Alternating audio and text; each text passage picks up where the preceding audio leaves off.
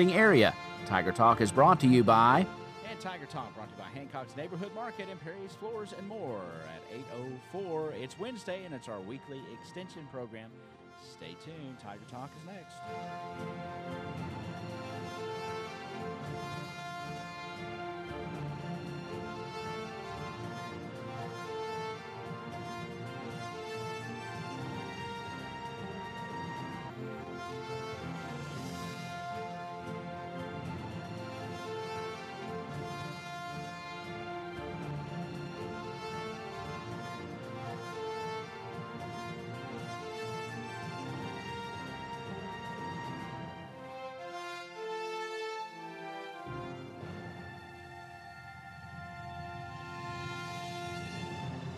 And good morning. It's Wednesday, and welcome to Tiger Talk.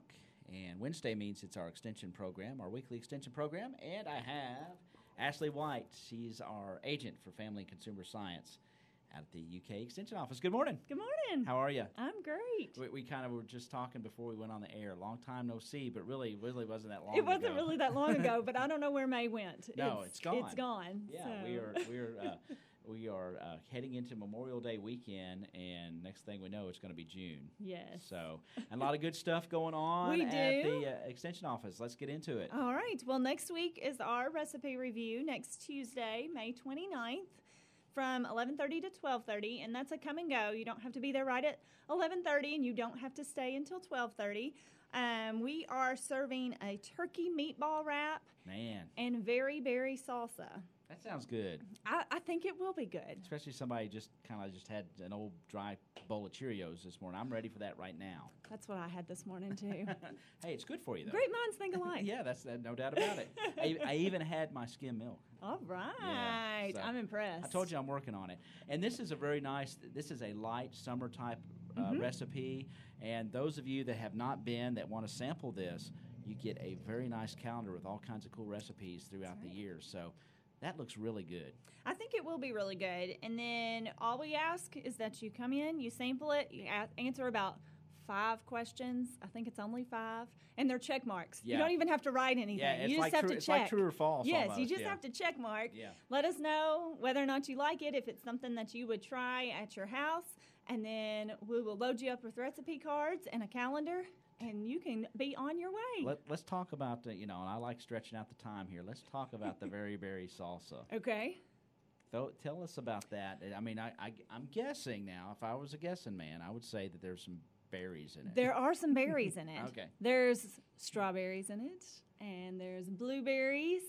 And depending on what the other berries look like, we may revamp and do more strawberries or blueberries, but we may add another berry or two in there. So is this a salsa that you would actually dip chips in if you could, wanted that? A corn you could chip?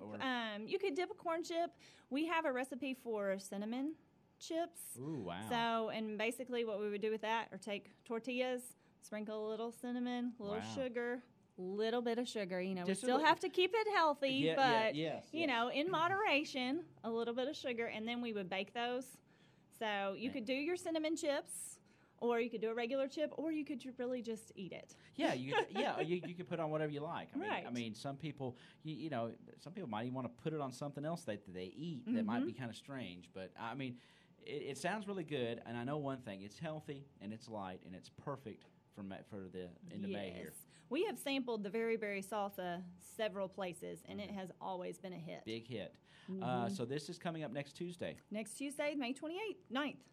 May 29th. And so give the Extension Office a call. Let them know if you haven't been. Some people just kind of stay on the list but and like to sample every month. But if you have not and like to come, they need to know about how much to prepare for. Right. 365. We just want to make sure we have enough. Yeah, 2787, and that's going to be good stuff. Mm-hmm. So. And then June 4th, Joni has another hands-on nutrition workshop. Yes. And that will be at 5:30 at our office. It's free. It's a cooking class. You're going to learn to cook quick, affordable meals. You may get a couple of free kitchen tools. Hey, that's recipe good. cards. There'll be cooking demonstrations, and you'll learn to save money on groceries. Who doesn't want to do that? Exactly. And you're going to get to try something delicious. Joni always has good I like recipes. you guys because you guys like to eat. We do like to eat. And when you eat, it's usually something healthy. It is, and something that's easy that you could replicate at home that wouldn't take you a lot of time. I'm really trying. You guys are rubbing off on me. I mean, I'm on a quest. That's what we like to hear. I'm on a quest here, and the stuff that you all do will help me on my quest. Well, you can come join this hands-on nutrition workshop, June 4th. It's a Monday. That's great. And just call the office to register. Okay, 365-2787. I love throwing out that number. It flows. It is. It's a really easy number to remember. And then we have our Laugh and Learn preschool play date on June 8th. It is a little earlier than it has been. Okay. We've been doing no some school now, but of course these kids usually aren't in school anyway. They might be in a program or a daycare, but tell us about it. Well, we meet once a month, and it's for children ages 5 and under. The activities are designed for that age range. Right. And what we do is we read a story together as a group. Sometimes we'll do a little physical activity as a group.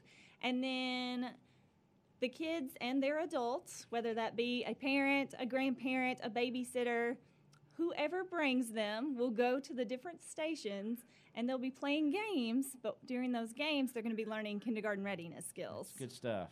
We have a really good time. Well, and I know your other one was the day before yesterday or yesterday. When was I think it was last Friday. Maybe it was last Friday. Tell us about what the theme was. Okay, our theme last Friday was friendship and counting. Friendship and counting. So kind of combined, but we did a lot of counting activities, and we talked a lot about friendship. We made friendship bracelets. Nice. And then the stringy kind? Mm-hmm, we used a pipe cleaner and straws. Nice. And they just strung the straws through the pipe cleaner and sounds like twisted it to make it work. Fun. It was a good time. It was fun. And one of the best things about it is that you have all these different activities, and we really do have a wide age range. 5 and under, that's a big gap. Yeah, it's a big gap. So what's interesting to see is you'll have some of the kids that really like one activity, and I'm thinking, oh, everybody's really going to like this one over here. No, that's not the one they like. They like this one over here. Isn't that wild? So I really enjoy seeing that and seeing the different ages what they like. Right. And it's really cool that they're having fun, but they're learning so much. Mm-hmm. And it's kind of a stealthy way, in a way. They just think they're playing and having fun, but yet they are really gaining some valuable skills that will help them later on when they start kindergarten, preschool, and school and stuff like that. What can we expect this month with Laugh and Learn? Well, I'm working on a couple of different things. I'd really like to do something outside. Right. That depends on the weather. Sure. So we may have some outside activities, but if it rains, don't worry. We're still going to have Laugh and Learn. We'll just change the theme and move it inside. So you've always got a plan. May kind of plan for 2 different things. So keep a look on Facebook and you will put that out there. I will. I'll put that out there and let you know how to dress. Awesome. If we're going to be outside, I'll give you a heads up. But we really have a good time. One of the easiest activities and one, I think, of the best activities, we wad up pieces of paper. Okay. And last time they were raindrops. In December, they were snowflakes. They were snowballs, snowflakes. And I wrote the alphabet on different sheets of paper, pasted that up on the wall. This time I wrote numbers and pasted those up on the wall.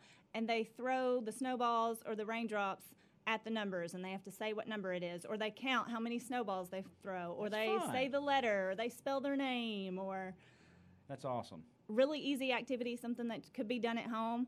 Doesn't take a lot of prep time. And the kids really like to throw paper wads. Well, that's and it doesn't hurt them if it bounces back. And no, it's just a nice piece of paper. Yeah. And, who doesn't like to throw wadded up pieces of paper? I mean, I still do it from time to time. Exactly. It's pretty fun. It is. Oh, that is fantastic. And it is Laugh and Learn preschool play dates. They learn fine and gross motor skills, reading, math, a little bit of science from time to time, and just all kinds of good stuff. We do. And that's June 8th from 9:30 until about 11. And we have a healthy snack towards the end. That's always good, too. Again, break out the food, and everybody's happy. The kids like the food. They like that a lot. Yeah. They say, is it snack time yet? Almost. It's almost snack time. It's almost snack time. They're ready for snack time. Tell us about, do we have a homemaker leader lesson for June yet? We had that yesterday. That was that was the sugar. Sweet Enough Without the Sugar. How did that go? Let's talk about it. It went really well. It was a good lesson. It's one of those things that sugar, we hear a lot about sugar.